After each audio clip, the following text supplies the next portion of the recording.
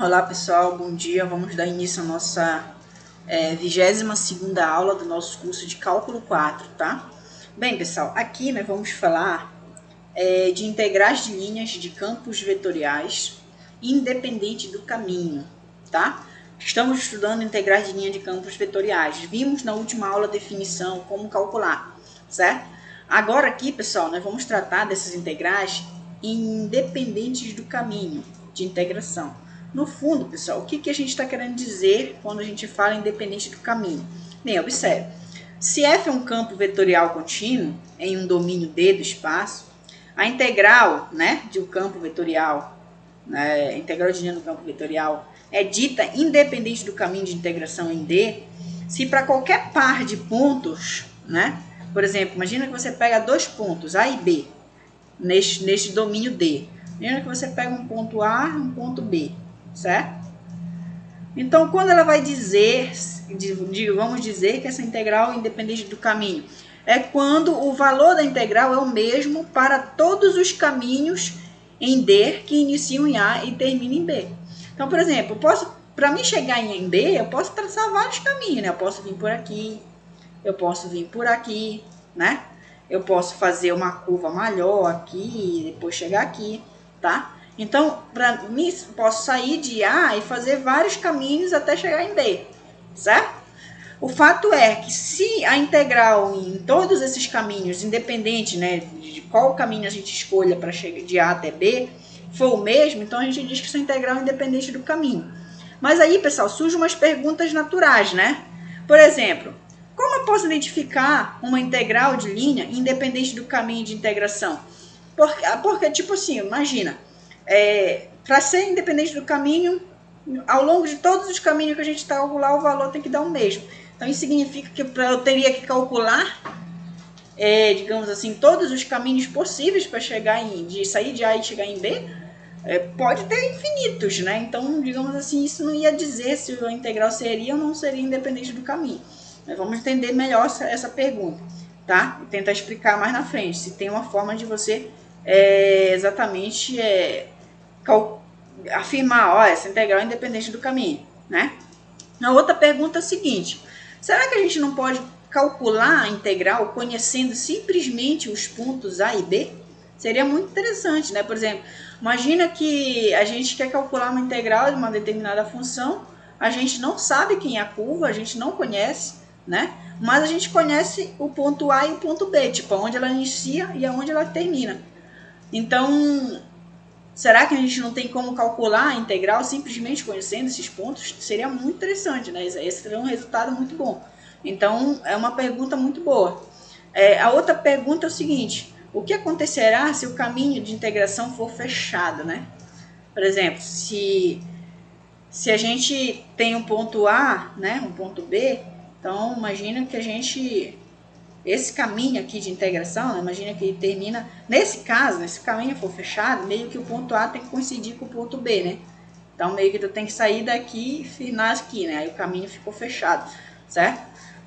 Então é basicamente isso. Então fazer assim, né, por exemplo, certo? Enfim, o que acontecerá se acontecer isso, né? Se o caminho for fechado? Bem, pessoal, para a gente tentar responder essas perguntas, a gente vai precisar lembrar, recordar, né, alguns resultados que a gente já viu. A primeira ideia é o seguinte, né? Se tu tem um campo vetorial, lá na nossa segunda avaliação a gente viu isso, em um domínio U, se U de x, y, z é uma função diferenciável tal que o gradiente da U dá exatamente o campo vetorial F, o que a gente diz? Que esse campo é um campo conservativo, né? Certo? E que U é uma função potencial, lembra lá? Então, o que seria uma função potencial? É uma função que o gradiente dela dá o campo vetorial, certo? Então, perfeito, só recordando.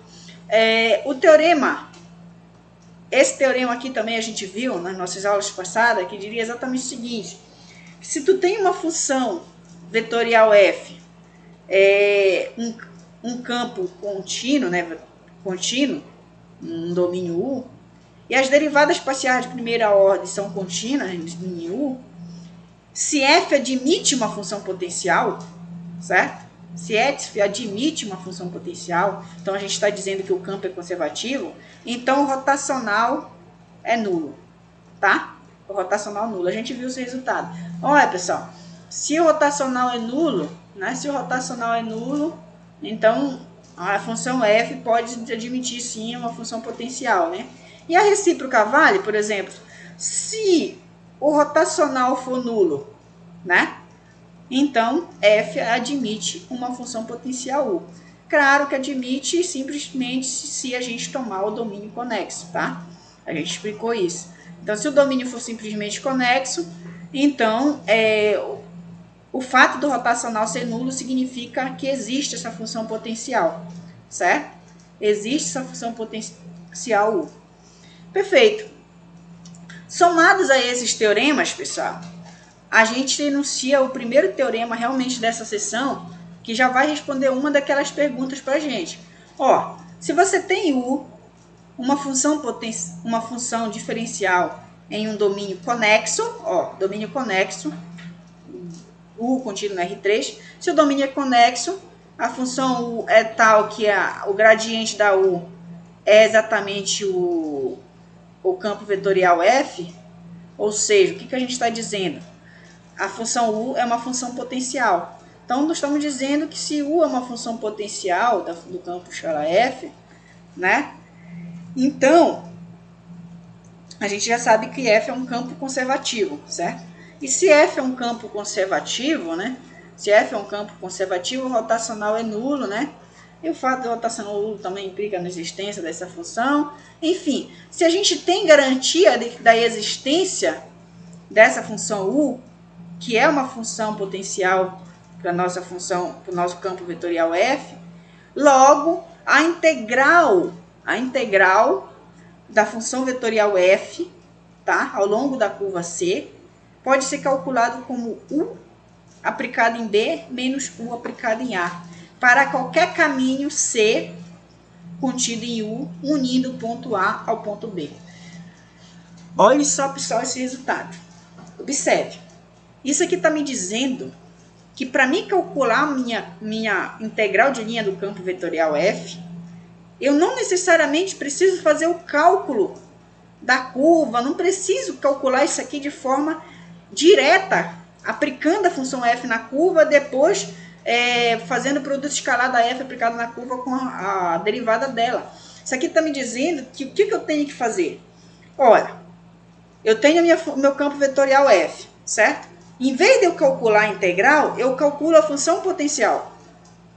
Eu calculo a função potencial u, que vai ser a função que o gradiente dela vai dar o campo vetorial. E essa integral, ele pode ser calculado simplesmente fazendo a diferença de u aplicado em B menos u aplicado em A. É uma espécie de teorema fundamental do cálculo, né? Para a integral de linha, certo? Ou seja, eu consigo calcular a integral do campo vetorial simplesmente conhecendo os pontos A e B. Eu não preciso da curva. Isso daqui vai valer para qualquer curva que una os pontos A a B, certo? Então, é muito interessante, né? Muito interessante esse resultado, esse teorema. E para isso, a gente só precisa ter que esse campo seja conservativo. A gente só peça que o campo seja conservativo, que vai nos garantir a existência dessa U, tá? Se o campo é conservativo, então a U existe, né? E aí calcula a U e depois faz a diferença da U aplicada no ponto A, ponto B com ponto A. Bem, pessoal, a demonstração dessa daqui eu vou dar uma comentada rápido, tá? É mais interessante o resultado do que a demonstração nesse momento, tá? Bem, mas é o seguinte, né? Você supõe que você tem os pontos A e B, pontos qualquer no seu domínio aí, e aí você toma um caminho, né? C, que vai unir A e B. Mas aí você vai supor que a parametrização desse caminho é dada dessa forma. X de t, y de t, z de t, com t pertencente ao intervalo AB, né? Algum intervalo. Então, suponha que essa seja uma parametrização para essa curva que você pegou unindo A e B. Uma curva qualquer, tá? Uma curva qualquer, uma parametrização para essa curva qualquer. Então, meio que tu tá pegando meio no geral, certo? Perfeito. Aí, vamos lá, pessoal. Então, ó, o fato da função df ser conservativo Então, você vai ter que a gente tem essa igualdade aqui, né? Que a f, você está supondo que a f é igual ao gradiente da u, certo? Perfeito. Então, quando eu for calcular a integral da função vetorial f, na integral de linha da função vetorial f, então isso daqui vai ser integral do gradiente da u, né? Na curva C, certo? Lembrando que o gradiente é um vetor, tá? Você pode colocar ele assim também. Então, você está calculando, em verdade, a integral do gradiente, certo? Perfeito. Mas, de acordo com a definição de integral de linha de campo vetorial, como é, pessoal? Não é a função aplicada na curva vezes a derivada da curva? É isso. Vezes, não, escalar a derivada da curva. Perfeito? Então, quem é a função que está fazendo o papel da nossa função aqui? É o gradiente. Então, é o gradiente da u aplicada em R de t. Certo? Aplicada na curva, escalar a derivada da curva. Perfeito. Aí, o que eu vou fazer aqui, pessoal? Então, a gente recaiu nessa função. Eu vou fazer aqui eu vou chamar, né, de g de t, u aplicada em R de t. Perfeito? U aplicada em R de t. Então, eu tô chamando isso daqui de g de t. É uma função g de t. Observe que essa função g de t, ela é uma função composta, né? A gente sabe que a função u é uma função que vai depender de quem? De x, y, z, né? U de x, y, z, perfeito? U de x, y, z, então, particular, poderia calcular. Só que essa u de x, y, z, ela está aplicada na curva, ou seja, então, a u de x de t, y de t, z de t, tá? Perfeito. Então, pessoal, essa aqui é uma função composta, tá? É uma função composta. Logo, se ela é uma função composta, eu posso usar a regra da cadeia, né, para me calcular a derivada dessa função g de t. Então, quem é a g' de t, pessoal? Pela regra da cadeia, deriva u em relação a x e depois deriva o x em relação a t, né? dx de t dt, certo? É essa a regra. Mas, deriva u em relação a y, dy dt, du dz, dz dt. Derrom du, derrom dz, dz dt, tá? Lembrando que o x de t, y de t, z de t são funções ordinárias, por isso que aqui fica dz dt, dy dt, dx dt, tá? Aqui a derivada tem que ser a derivada parcial, meu, porque a u é uma função de x, y, z. Então aqui eu estou derivando a u em relação a x, a u em relação a y, a u em relação a z, certo? Então, pessoal, pela regra da cadeia, a derivada da g é dada dessa maneira, tá? Derivada da g, porque no fundo a gente tem uma função aqui no R3, né? Ela associa um ponto do R3. Perfeito. Ela é uma função do R3, né? Em R, a U. Perfeito? Ok, pessoal. Então, ó, eu vou manipular isso daqui. Eu vou dar uma manipulada. Observe comigo. Olha, as derivadas de t, a gente sabe que a derivada de u são calculadas exatamente nesses pontos, né? X de t, y de t, z de t, só para recordar. Então, observe, vou reescrever isso daqui, pessoal. Vocês concordam comigo que a g' de t, ela pode ser escrita como produto escalar entre du dx, du dy, derrom du, dz, dz dt, dy dt, dz dt, certo? Por quê, pessoal? Como é o produto escalar, né? Esse vezes esse, mais esse vezes esse, mais esse vezes esse. Aí a gente volta para cá, certo? Perfeito. Só o que é conceber essa parcela aqui, o que é exatamente essa parcela aqui, né? É a derivada, a x' de t, né? Y' de t, z' de t, certo? E aí, o que é isso daqui, pessoal? Isso daqui é R' de t, né? A derivada da curva. E quem é isso daqui, pessoal? É o gradiente da u, né? O gradiente não é exatamente o vetor cujas componentes são as derivadas parciais da u? Perfeito. Então, no fundo, e lembrando que essa função aqui, a u, né? Ela é aplicada nesse ponto, né? X de t, y de t, z de t. Então, no fundo, isso daqui é o gradiente da u, só que a gente sabe que eles são aplicados na curva, tá? Então, é isso aqui aplicado na curva R' de t. Então, o que eu acabei de provar, pessoal?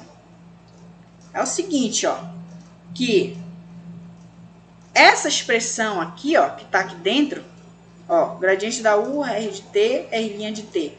Isso daqui eu posso trocar simplesmente pela derivada da g, tá?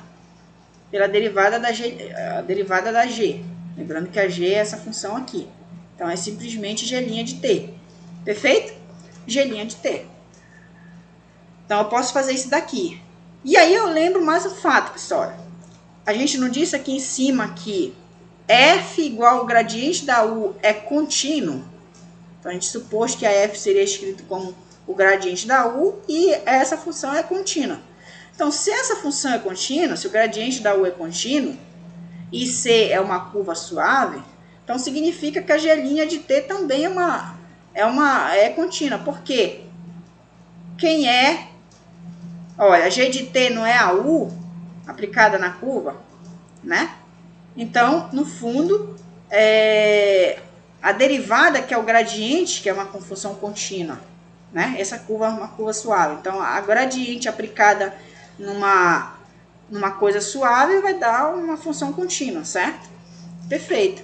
Aqui também esse produto escalar aqui é a derivada da curva, a curva é suave, então a derivada da curva está bem definida aí nesse caso. Então, pessoal, isso tudo aqui é contínuo, tá? E por que é interessante ser contínuo? Porque nesse caso eu posso aplicar o teorema fundamental do cálculo, né? Nessa integral aqui. O que foi que a gente fez, pessoal? A gente pegou essa parcela aqui e substituiu aqui, ó, essa parcela que está aparecendo aqui. Só que essa parcela aqui é G' de t, certo? Então, aqui, ó, a integral, que é aquilo lá, vai ser a integral de a até b de G' de t dt, certo? Só que a integral da derivada é a própria função, né? Certo? É a própria função. Estou integrando a derivada em relação a t. Então, isso daqui é o próprio g de t, certo? É o próprio g de t.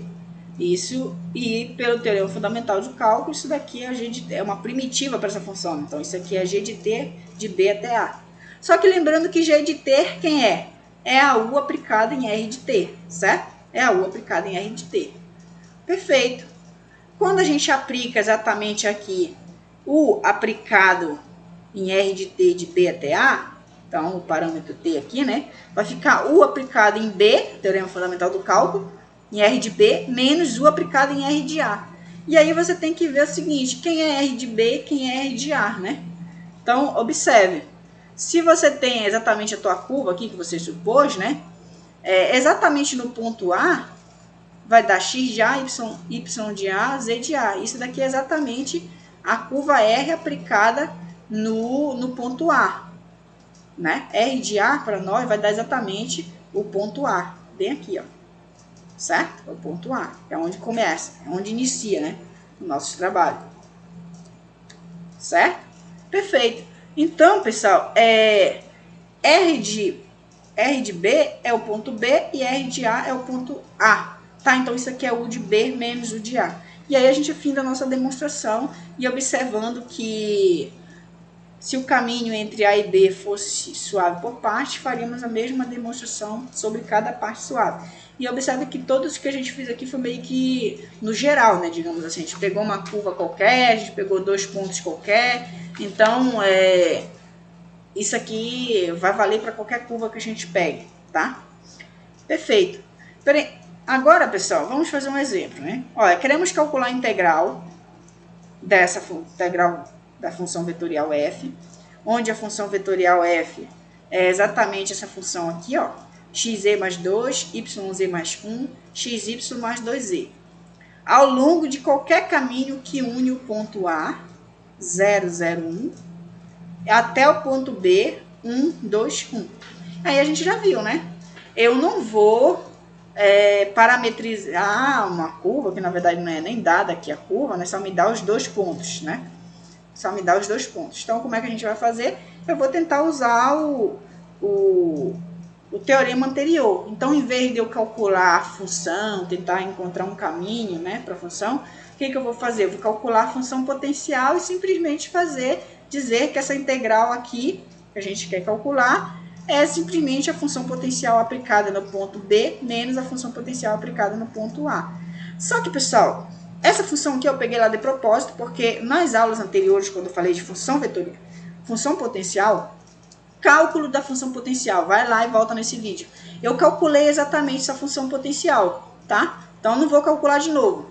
Então, nós verificamos anteriormente que f admite uma função potencial, tá? E ela é dada dessa forma. Eu já verifiquei isso daqui nos vídeos passados, tá? Por isso que eu não vou verificar de novo, certo? Então, se você não lembrou, recorde lá. A nossa função potencial é essa, ou seja, isto é, a função f é igual ao gradiente dessa função. E você pode verificar, né? Deriva u em relação a x da yz mais 2, tá aqui, ó. Aí volta para cá, certo? Xe mais 2. Deriva u em relação a y, né? Deriva u em relação a y. Vai dar o quê? Aqui dá xe, aqui dá 0, aqui dá 1. E aqui dá 0, dá 0, certo? Então vai ficar xe mais 1. Deriva a u em relação a z. Aqui dá xy,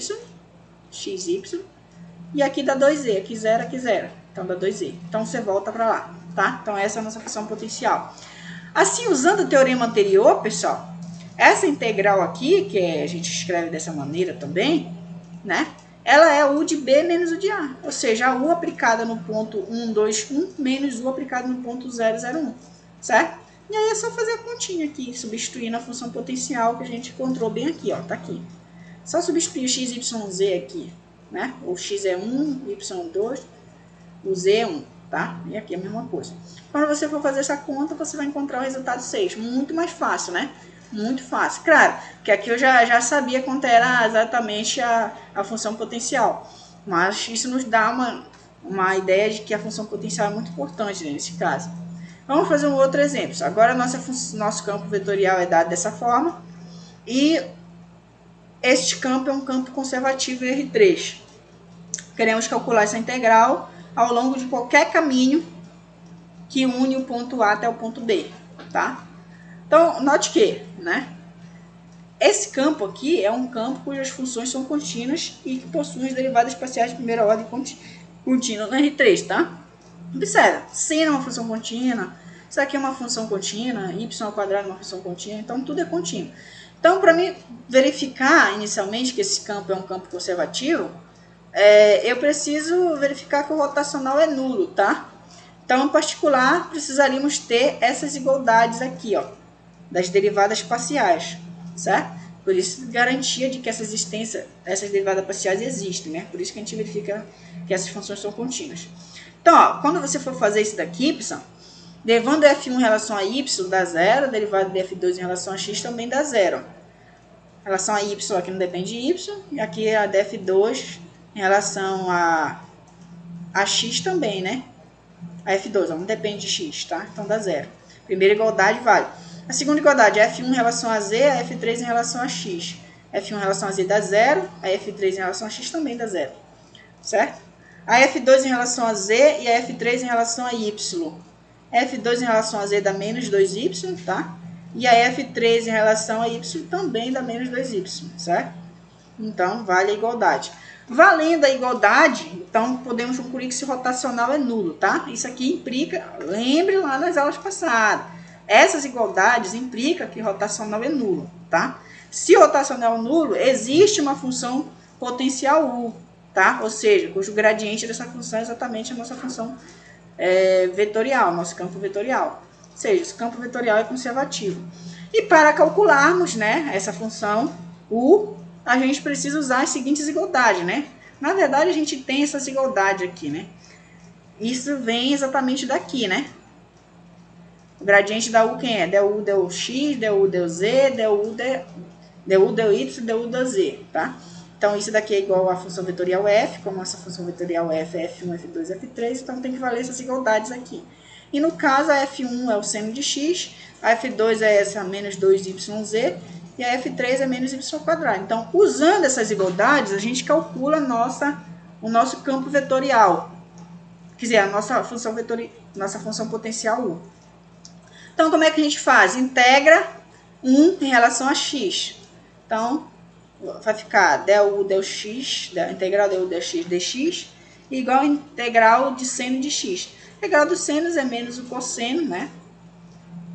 Menos o cosseno, mais uma constante que depende de y e de z, né? Porque y e z é constante em relação a x, certo? Perfeito, então essa é a cara da nossa U. Para mim determinar ela, eu preciso saber quem é essa constante A, Y, Z. E aí o que a gente faz? A gente tenta caminhar para o 2, né? Então eu vou pegar o 4 aqui e vou derivar em relação a Y, para ficar du, dy aqui, tá? Então derivando em relação a Y, ó, o seno não depende de Y, então dá zero.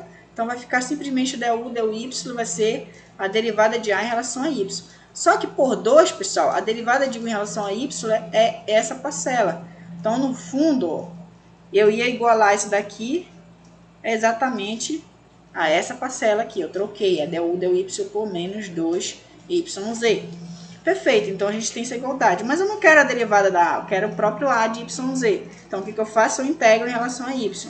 Integrando em relação a y em ambos os membros aqui, a gente tem que a integral da derivada da própria função, né, a de yz, e a integral disso daqui em relação a y, né, ó, menos 2z sai para fora com que é constante, né, e simplesmente o y, né, a derivada de integral de y é exatamente y ao quadrado, né, y ao quadrado. Então, observe que esse z, esse 2 aqui, né, ele vem exatamente quando eu derivar isso daqui, né? Ó, desce o 2, então vai ficar menos 2zy, tá? Então, essa integral aqui é menos zy ao quadrado, mais b de z, certo? Perfeito. Mais uma constante que depende de z, porque z é constante em relação a esse daqui. Perfeito. Agora, eu substituo 5 em 4, né? Aqui, né? Eu troco essa constante por essa. Só que ainda fica uma outra constante b de z, né? E aí, para mim calcular novamente, eu tento caminhar para o 3 lá em cima. Então, eu derivo isso daqui em relação a z, para ficar du dz, tá? Derivando isso aqui em relação a z, esse daqui dá 0, né? E aqui vai ficar menos 2 em relação a z. Então, vai ficar menos y ao quadrado, certo? Mais a derivada de b em relação a z, certo? Como z depende de uma constante apenas de z, então fica db dz. Perfeito. E aí implica por 3, pessoal, porque por 3, ó, a derivada de 1 em relação a z é menos y ao quadrado, né? Então, ó, por 3, pessoal, por 3, o que a gente vai ter, pessoal? A gente vai ter que essa parcela aqui vai ser menos y ao quadrado, de onde você cancela menos y ao quadrado com y ao quadrado. Então, a derivada de b em relação a z é zero. Se a derivada é zero, significa que o b é uma constante, né? Então, b de z é uma constante, né? Já que a derivada de zero. Logo, a nossa função potencial é essa função. Perfeito. Então, o nosso trabalho, pessoal, é calcular a nossa função potencial. Calculando a nossa função potencial, a integral vai ser simplesmente a função potencial aplicada no ponto B menos a função potencial aplicada no ponto A. Então, fazendo essa diferença aí, fazendo os cálculos aqui, que vocês podem acompanhar, dá exatamente menos cosseno de 2 menos 15, tá?